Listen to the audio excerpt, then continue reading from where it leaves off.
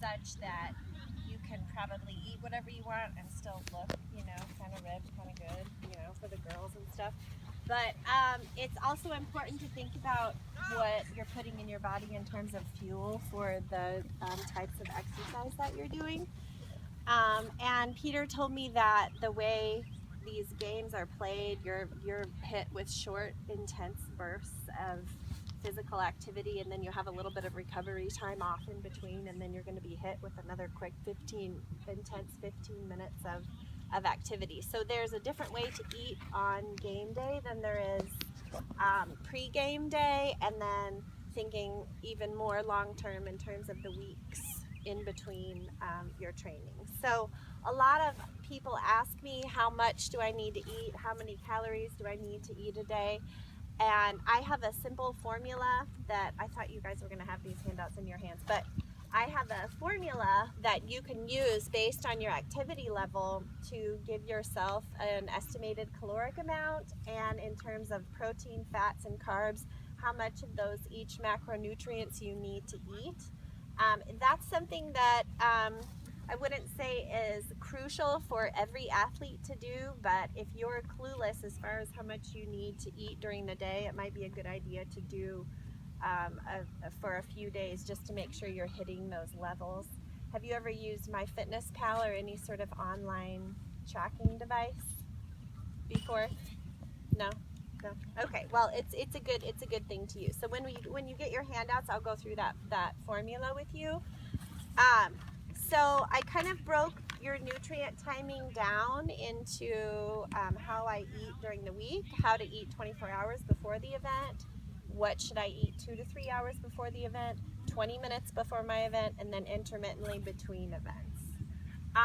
So as far as your weekly nutrition goes, you're going to be eating about 30% protein, 40% carbs, and 30% fats for the makeup of your week. So what that looks like is lots of lean proteins. You know, your lean protein sources come from chicken, fish, if you don't eat meat, tofu, things like that. Leafy greens, fruits, and starchy veggies and whole grains for your carb sources. I don't know if your guys' handout looks like mine, but you can skip over that and go to nutrient timing, part 2. So on the weekly nutrition, I can't stress enough not to avoid fat. Fat is going to be your long-term fuel. So it's just important to make sure that you're getting fat from the right sources. So that means good fat. Avocados, nuts, olive oil, full fat dairy.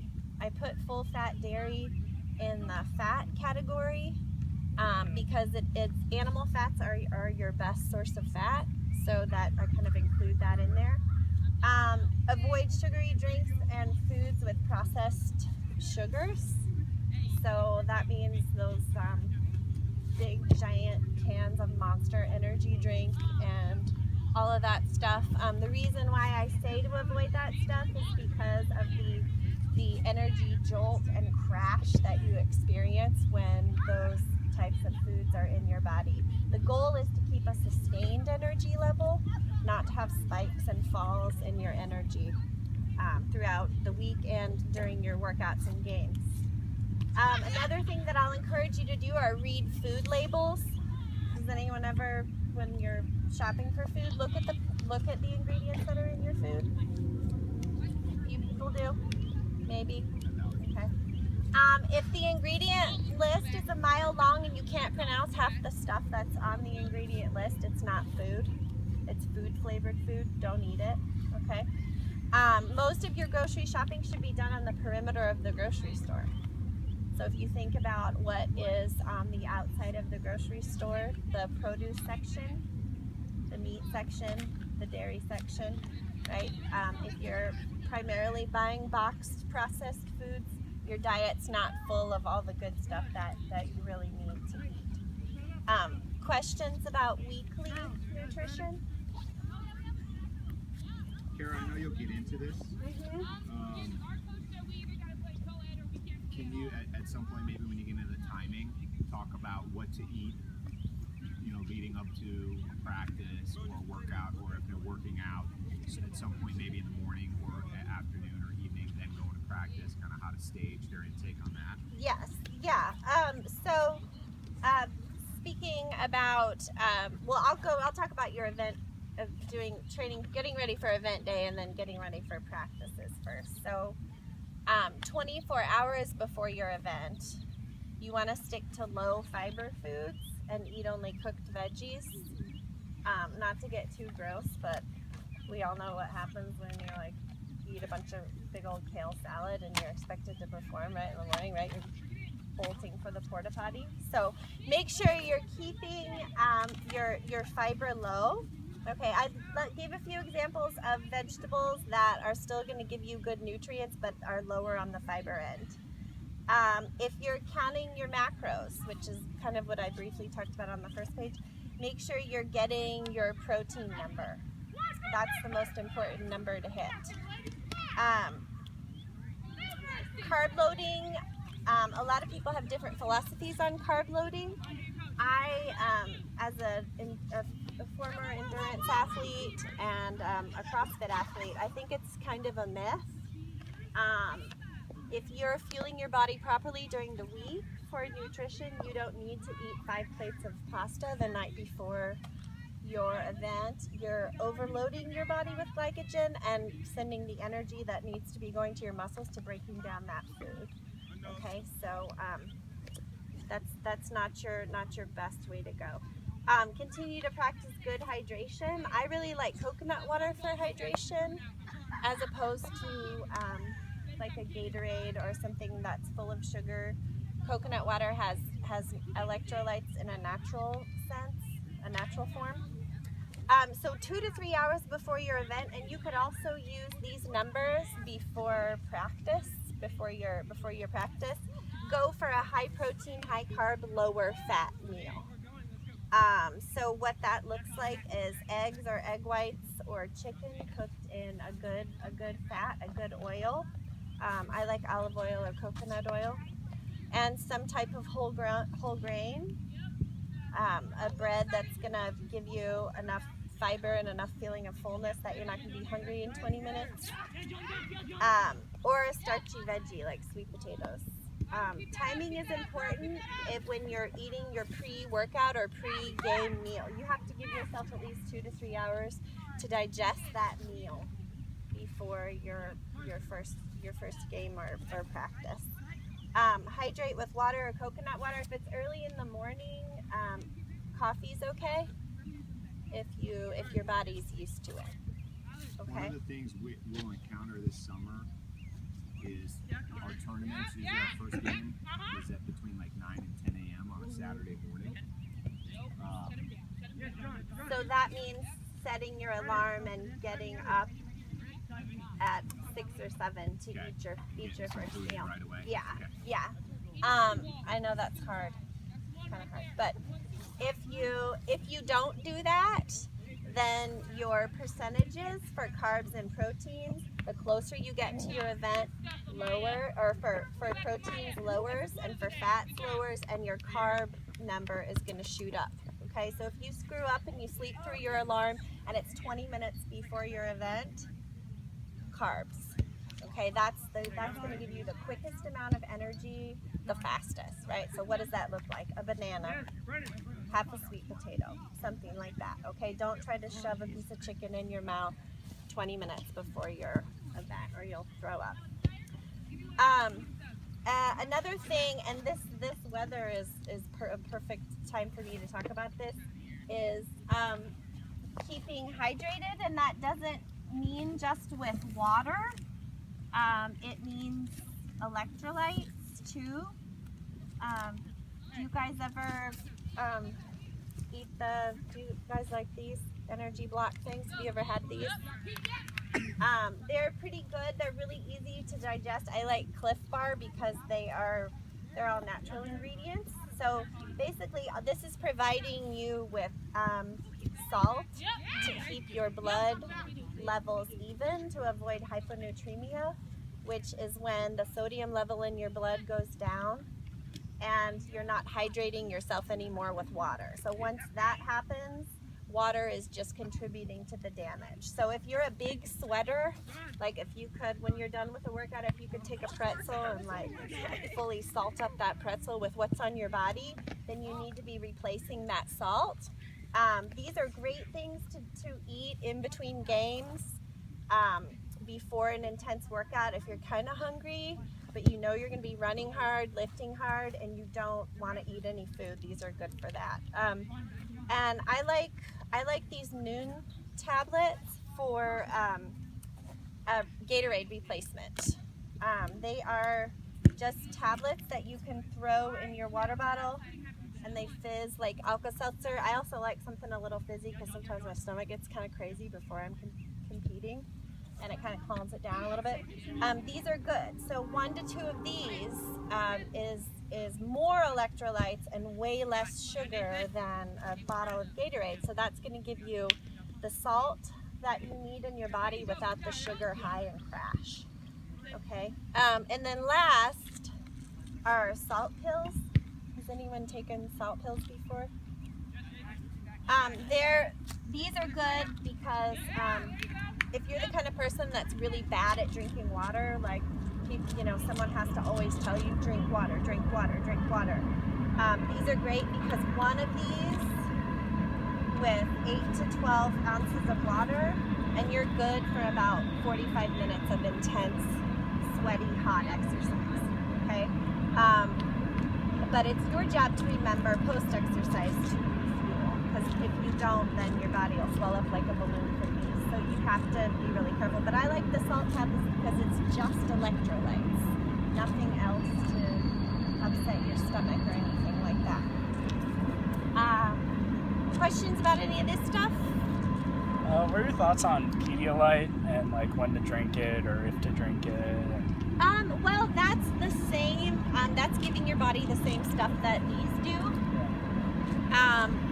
It has more sugar, like Gatorade, but if that's something that you're used to, I would say, if that's it, like as far as like in between games and stuff, yeah, go for Pedialyte if that's what you're used to. But again, just know that the sugar is way higher in those things, so that can lead to all kinds of things. Maybe not in you young guys, but stomach upset.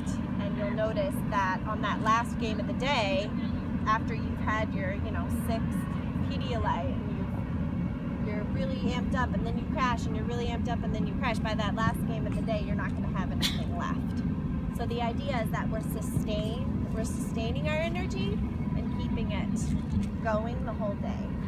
Okay.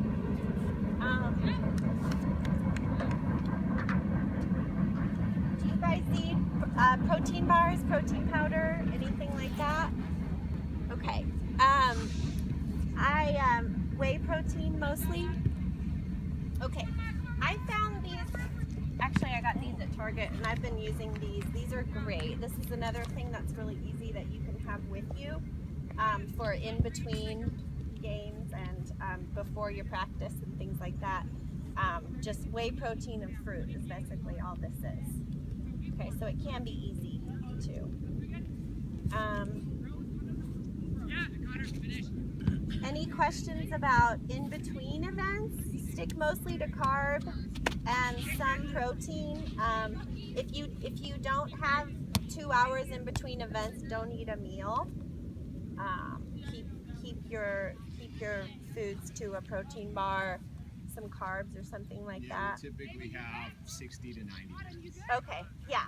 So yeah, if you can kind of measure out what you eat in the morning for breakfast for your big meal, cut that in half, and that would be a good amount of food and ratio, carbs, fat, and protein to have in between during that break. 20 minutes to an hour post event. I should have just put beer. Actually, that could count as your carb.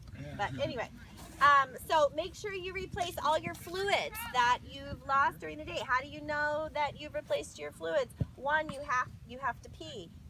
2, your pee is light yellow to clear. Okay, so that's just a good way. If you're looking at your watch and you guys are out of the bar and it's like 7 o'clock at night, you're like, oh my gosh, I haven't peed.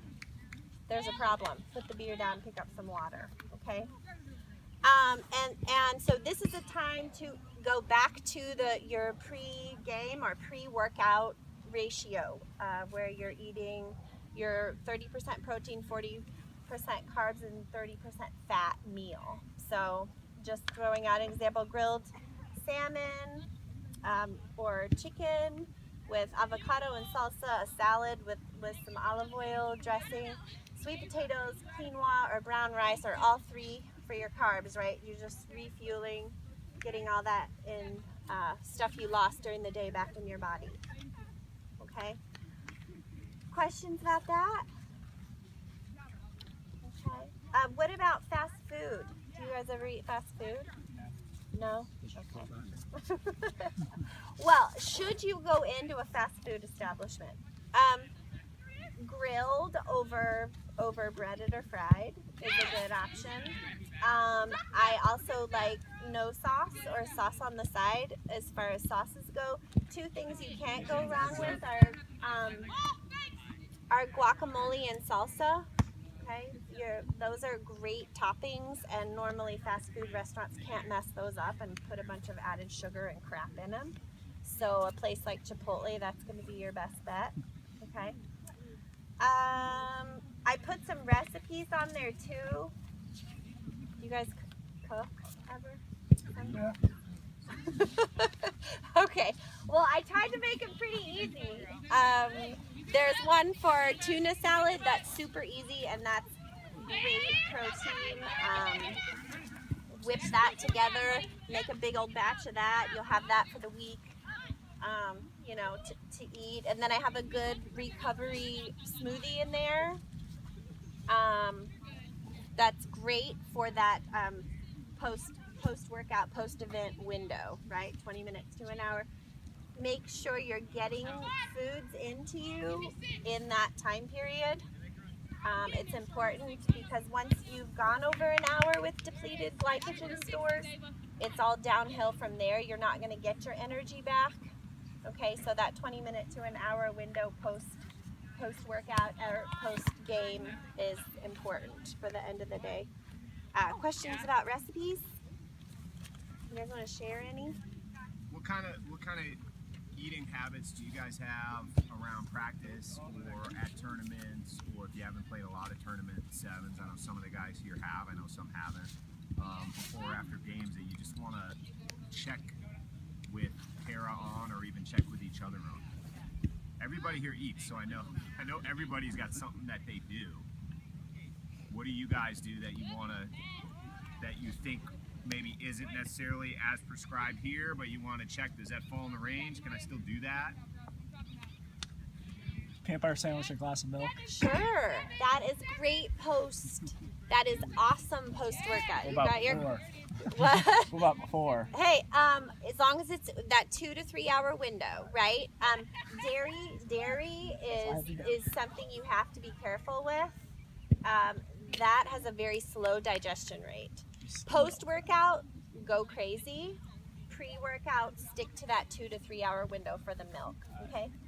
So what about like a turkey sandwich for in between games? Just one. That's good. Yeah, just make sure it's like it's fitting in that ratio, right? So maybe half, right? If you depending on how much time you have. So looking at am I going to have time to digest this and feel good? Not like I'm going to puke before my next thing starts. And you guys have fast metabolisms, so and some of you faster than others, so your window might be smaller. I just think it's better to be safe than sorry with that stuff. You want your body to be able to have energy for you to perform, not to be stuck trying to digest the food that's in your stomach. So, and I really like the building your high performance meal handout that I think you guys used another time. That is perfect, and I wouldn't change a thing about that. That just lines out exactly what your plate should look like, how you should build your meals, and that a good way to look for your pre and post game beginning of the day, end of the day food. Okay, and picking little bits off of those lists for your in-between game stuff. Yeah. And then back to the front where how many calories do I need a day? If this is something you're interested in figuring out, I have a easy formula here. Some of you won't care and you're not going to take the time to log your food into MyFitnessPal, and that's totally fine. I get it. But some people want to know, am I eating enough protein? How many carbs do I need per day based on how much I'm working out and how much I'm training? So this just kind of takes you through step by step. First step is you find a lifestyle multiplier number. That's a number from 11 to 16 based on how much you work out, and it lays out what each number entails. And then step 2 is to determine your caloric baseline, like what you need just to maintain the weight that you're at right now. So none of you guys are probably trying to lose weight, so I would say stick with your baseline. After you figure your baseline out, then it takes you through a formula to figure out how many grams of protein you need a day, how much fat you need a day, and how many carbs you need a day to support your activity level. Okay? So this is something that some of you guys might really dig in on and really nerd out and really like keeping track of, where some of you other guys are going to be like, I don't have time for that.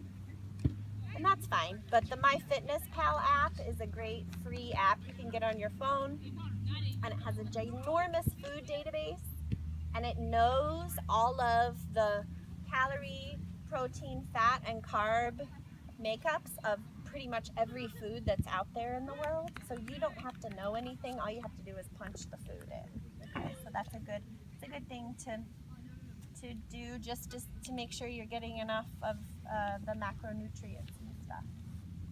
Questions about that? Zach, did you have something on the food scenarios? Oh yeah, well, people were saying things that they eat a lot, so I normally make like about a pound of chicken and a couple cups of rice, a can of like black beans, and a can of like Mexican corn, and put that in a bowl and eat on it for like a day and a half. That's great. Right? That's great. Yeah, and if you feel like that is enough for you, then you're probably hitting your numbers. You're probably getting enough protein. You're probably getting enough carbs and getting enough fat. And if you don't feel super fatigued before you start a workout, then you're probably on it. Yeah. And some people just instinctively know how much to eat, and they don't need to track their stuff, you know. So if you feel good, if you feel like you have enough energy to play all day, and then you're probably right on. Yeah.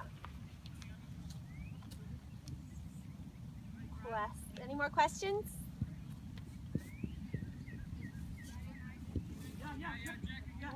Okay, thank you, Kara. Appreciate it. Bye. So guys, I kind of introed it. You know, we're gonna get out. You're gonna get out of your performance. How do I say this better? Don't expect to get more out of your performance if you're not doing the things you need to ahead of time to maximize the results.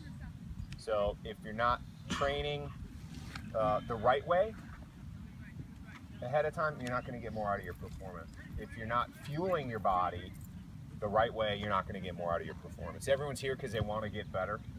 Everyone's here because they want to elevate themselves. And I would challenge all of you guys. I would expect that you'll all do something differently, really, from here on out. If not, at least, if not for longer, then at least for the next 2 weeks, and even leading up to tournaments throughout this summer.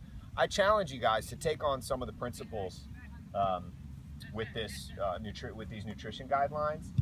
See if it changes the way you feel at training. See if it changes the way you sleep, your energy levels throughout the day, and especially, and I think we all, no matter how good we probably think we eat, I think subscribing to some of the timing on this, especially on tournament day, at least for these next 2 tournaments, that's something that the coaches will be pretty diligent in not necessarily micromanaging it for you guys, but it's something that we'll expect. And I think we should expect that of each other.